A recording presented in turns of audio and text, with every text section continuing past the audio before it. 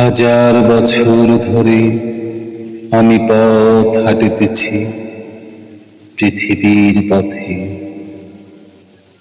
সিংহল সমুদ্র থেকে নিশীথের অন্ধকারে মালয় সাগরে।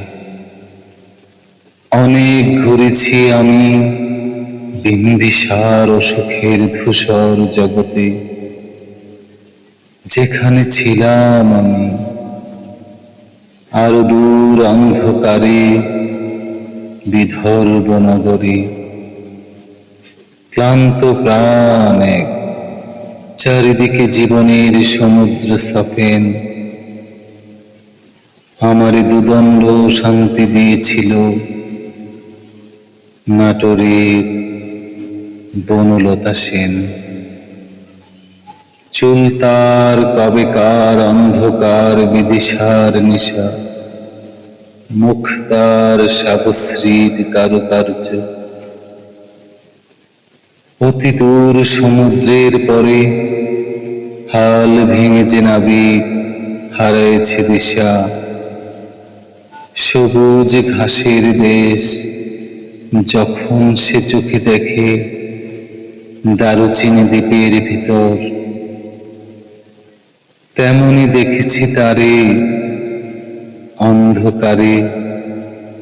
বলেছে সে, এতদিন কোথায় ছিলেন? পাখির নীরের মতো চোখ তুলে নাটোরের বনলতা সেন। সমস্ত দিনের শেষে শিশিরের শব্দের মতন সন্ধ্যা আসে। ডানা রৌদ্রের গন্ধ মুছে ফেলে চিল। পৃথিবীর সব রং মুছে গেলে পাণ্ডুলিপি করে আয়োজন। তখন গল্পের তরে জোনাকির রঙে ঝিলমিল। সব পাখি ঘরে আসে, সব নদী ফুরে জীবনের সব লেনদেন।